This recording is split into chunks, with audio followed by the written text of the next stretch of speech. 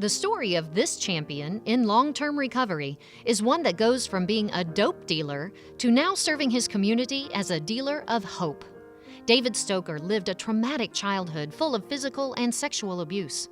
This led to using drugs and alcohol to escape his past. Finally, in his late 20s, after a drug deal had gone bad, he made a major life change. Packed up one duffel bag of clothes, got a rental car, told everybody I was going on a drug run, and I showed up at my mom's house in Springfield, which at the time I was in Branson.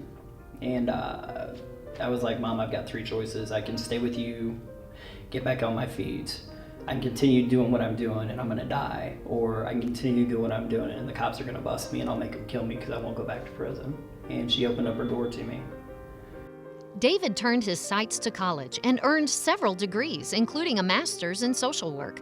But even during this time, he still used substances. Then one day, on his way to a Super Bowl party, a song on the radio, and what he calls divine intervention, completely turned David's life around. At that moment, the focus of David's life became recovery, not only for himself, but for others too. After working as a therapist for some time, he founded Better Life in Recovery, a nonprofit that focuses on pro-social activities. One of the biggest challenges with people in recovery and on probation and parole supervision is having good things to do to replace all of those bad things and those negative environments. And so I see David creating what we call pro-social opportunities for clients to connect with other people just like them and do real life things, fun things, bowling, drinking coffee, watching the Super Bowl, creating those opportunities which we desperately need for them.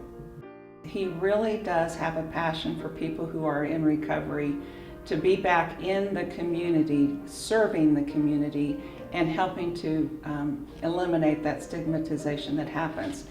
From simple things like having a run where you're running with other people who that may be something they enjoy all the time and you'll have someone in recovery running beside them, or having bowling night, or going to a school and painting playground equipment.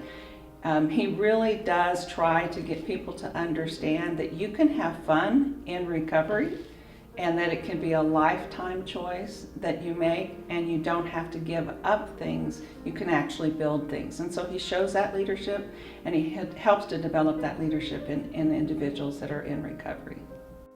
David's determination to help others also led him to establish the Springfield Recovery Community Center.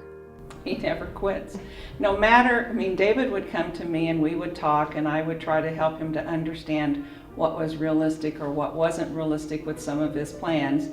And he would listen and he would pay attention, and then he would fight to overcome any barrier that might have been put in front of him. So if you ever told him there wasn't gonna, oh, Springfield will never have a recovery center, or no, you can't just work full-time in recovery, he would say, but I can and I'm going to, so help me get there. And so you have to admire someone who has a dream and doesn't let go of it in spite of what might be insurmountable sort of obstacles in his world.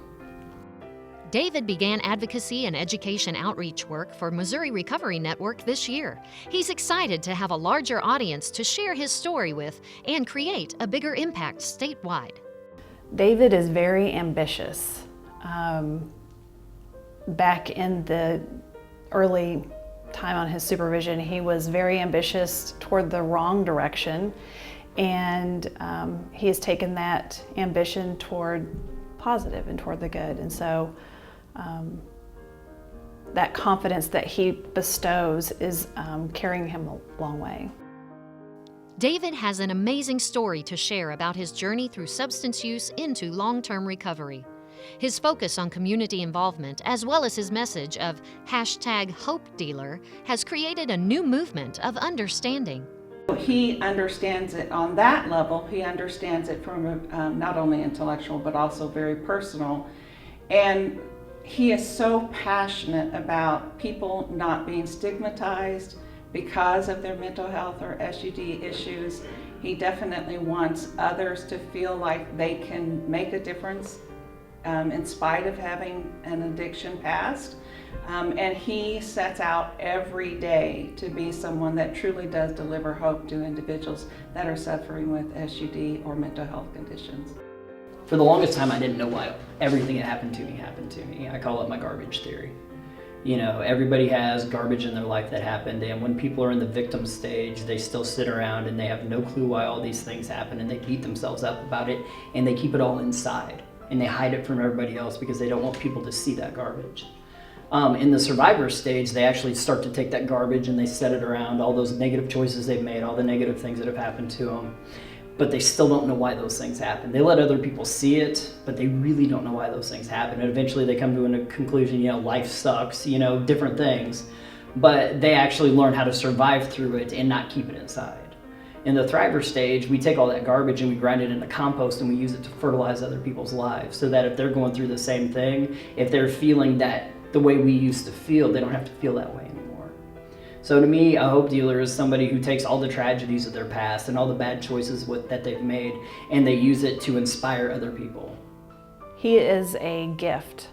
He has used his heartache and his hardship as a gift to invest in other people, and we would be better served if more people did that. And this gift is what makes David Stoecker a 2017 mental health champion.